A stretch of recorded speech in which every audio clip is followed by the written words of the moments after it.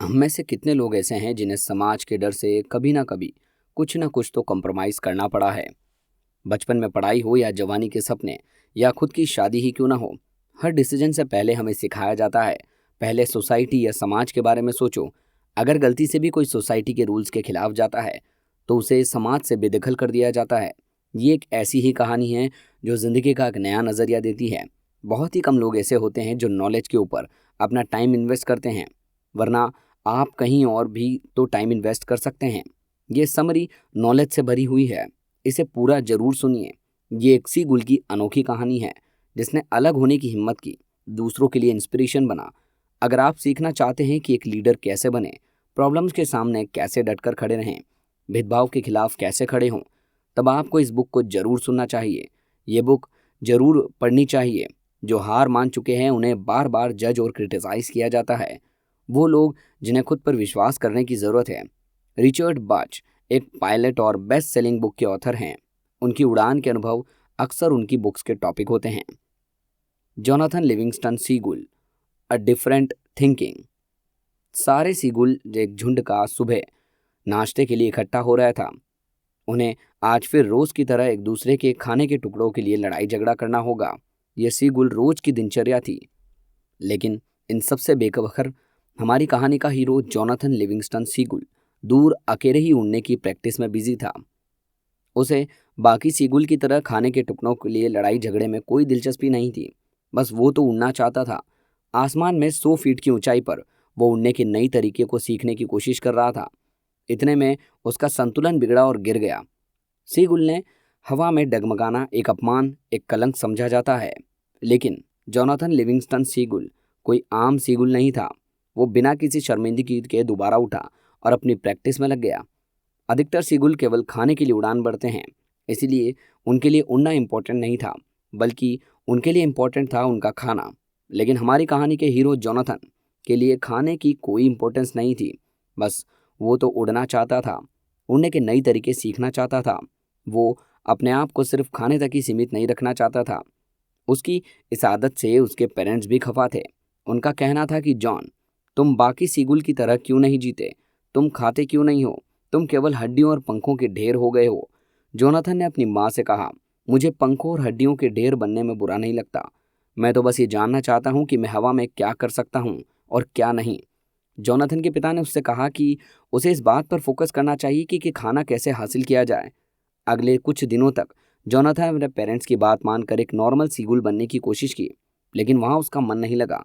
एक बार फिर अपनी उड़ान के लिए निकल पड़ा।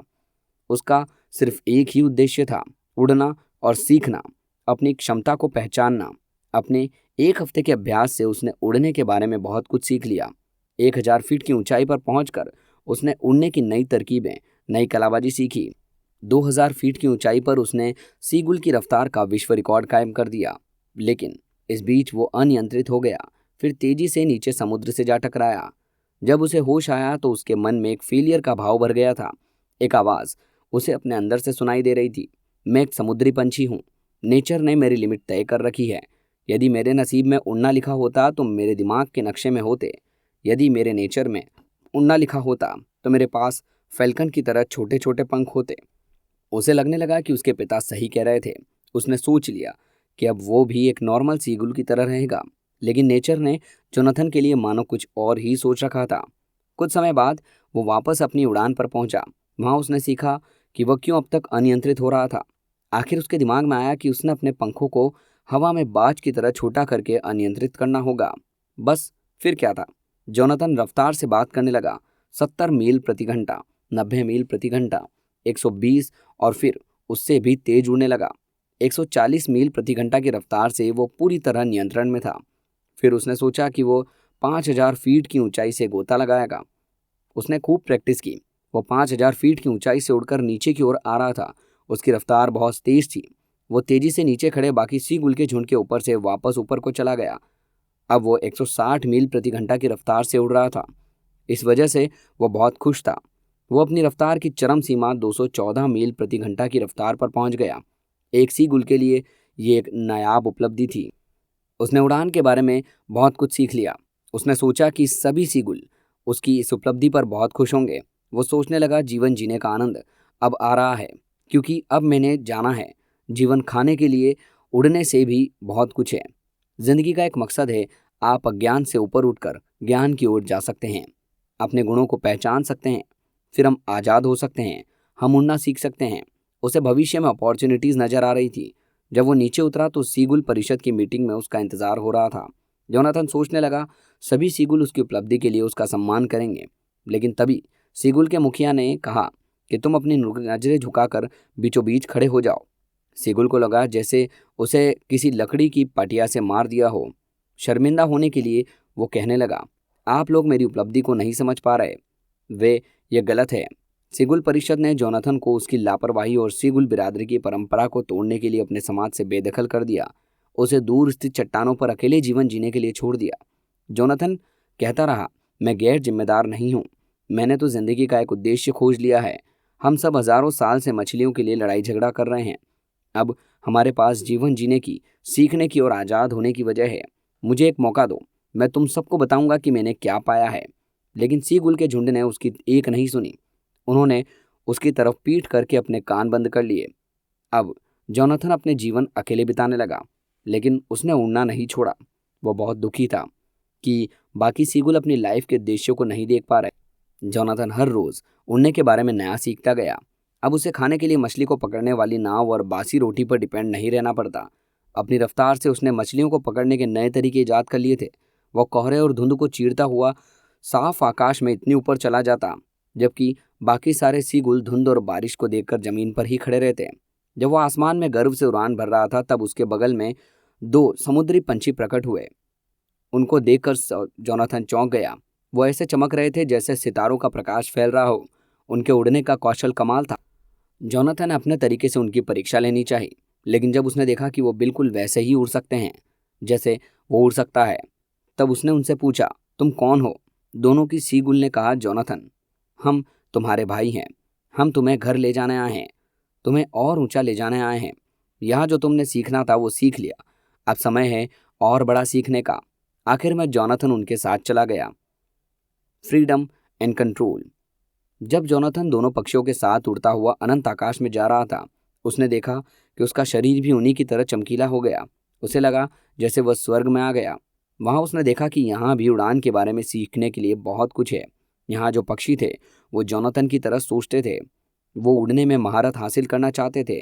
वे सब रोज घंटों अभ्यास करते थे, नई नई तकनीकों का आजमाते थे। फिर उसे ध्यान आया, किसी तरह उसकी पुरानी दुनिया में सारे सीगुल सिर्फ खाने के टुकड़ों के लिए सारी जिंदगी लड़ते झगड़ते रहते थे। वहां जोनाथन सुलिवियन से मिला, उसके साथ और भी नई नई चीजें सीखी। एक दिन जोनाथन वहां के मुखिया के पास गया, जिसका नाम चैंग था। उसने चैंग से पूछा कि क्या यह स्वर्ग है? इस पर चैंग ने कहा, स्वर्ग कोई जगह नहीं है, वो कोई समय नहीं है। स्वर्ग है पूर्ण बनना। जिस पल तुम अपनी सर्वोच्च गति को पालोगे, तुम स्वर्ग को छूना शुरू कर दोगे। इसके बाद चैंग गायब हो गया। इस तरह 1 महीना बीत गया।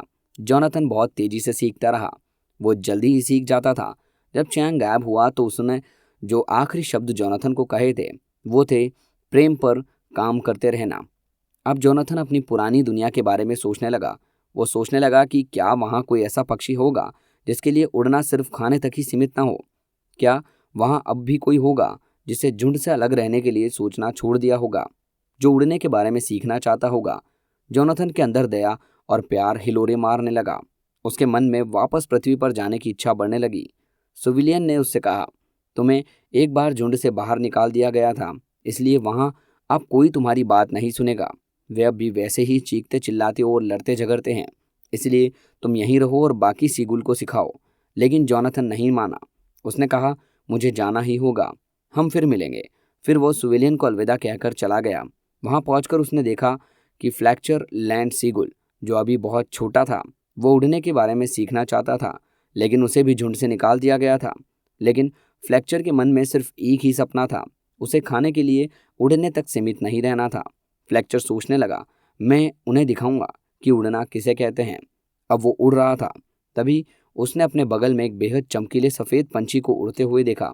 वो सोचने लगा कि ये क्या हो रहा है, मैं क्या मर गया हूँ? तभी उसे एक आवाज़ सुनाई दी, फ्लैक्चर, क्या तुम उड़ना चाहते हो? इस पर फ्लैक्चर ने जवाब दिया, हाँ, मैं उड़ना चाहता हूँ। फ्लेक्चर, क्या तुम झुंड को माफ कर दोगे? एक दिन उनके पास जाकर ये बताने में हेल्प करोगे? फ्लेक्चर ने कहा, मैं करूंगा। Spread the love. जोनाथन अपने शिष्य फ्लेक्चर को उड़ने की विभिन्न कलाएं सिखा रहा था। उसने देखा कि फ्लेक्चर के अंदर सीखने की जबरदस्त इच्छा थी। वो एक बेजोड़ शिष्य था। 3 महीने खत्म होने तक जोनाथन के पास 6 और शिष्य आ गए। वो सब भी झुंड से निकाल दिए गए थे। जोनाथन और उसके शिष्य से दिन भर प्रैक्टिस करते थे। उन सबके अंदर सीखने की भूख थी, जो समय के साथ बढ़ती जाती थी। 1 महीने बाद जोनाथन और उसके झुंड के पास चले आते थे। ये सब झुंड के ऊपर एक साथ उड़ान भरते रहे। नीचे खड़े सुगुल उन्हें एक टक देख रहे थे। झुंड में हलचल हो गई। वो कहने लगे, ये तो झुंड से निकले हुए सीगुल हैं, ये वापस कैसे आ सकते हैं? लेकिन वो छोटे सीगुल से कहने लगे, इन्होंने इस तरह उड़ना कहाँ से सीखा?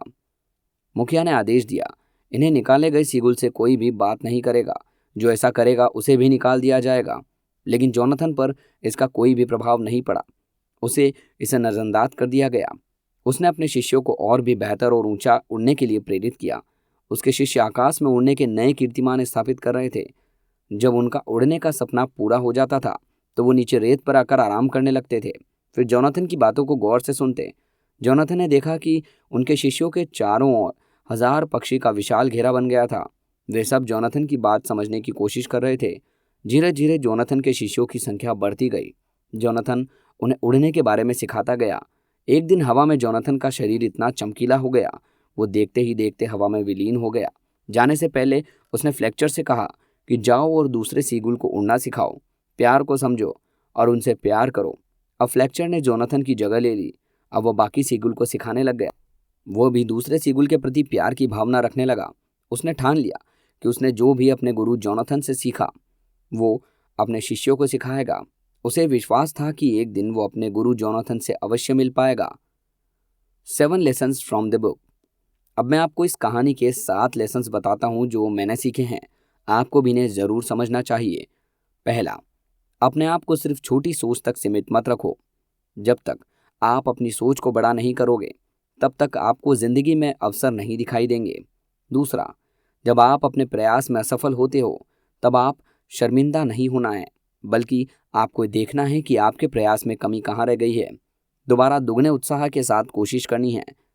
अपने आप को समझो, ये जानो कि आप अपने क्षेत्र में क्या नया कर सकते हो। यदि आप वही करोगे जो सब करते हैं तो फिर आपको रिजल्ट भी वैसे ही मिलेंगे जैसे सबको मिलते हैं। नंबर 4, सीखना कभी बंद मत करो। ये महत्वपूर्ण नहीं कि आपने कल तक क्या किया था, महत्वपूर्ण यह है कि आप आज क्या सीख रहे हो। दुनिया परिवर्तनशील है। जो कल नया था वो कल पुराना हो जाएगा। इसलिए हमेशा अपने ज्ञान को बढ़ाते रहो। जब आप अपने लक्ष्य की ओर बढ़ते रहो तो दूसरों की बात पर ध्यान मत दो। ऐसे बहुत से लोग मिलेंगे जो आपको पीछे खींचेंगे, आपका मनोबल तोड़ेंगे और आपको अपने लक्ष्य पर डटे रहना है। नंबर 6, जब आप कामयाब हो जाओ तो दूसरों की मदद करो। उन्हें उन परिस्थितियों से बाहर निकालना सिखाओ जो उन्हें कामयाब होने से रोक रही है। नंबर 7, समस्त संसार में प्रेम फैलाओ। दूसरे लोगों को, दूसरे प्राणियों को आपके प्रेम की ज़रूरत है, क्योंकि नफ़रत को नफ़रत नहीं मिटा सकती। नफ़रत को प्रेम से ही जीता जा सकता है। तो दोस्तों, ये थी छोटी सी book summary Jonathan Livingston Seagull की। आपको ये कहानी कैसी लगी हमें कमेंट सेक्शन में ज़रूर बताएं। और अगर आपको ये वीडियो अच्छी लगी हो तो इस वीडियो को लाइक और चैनल को सब्सक्राइब जरूर करें।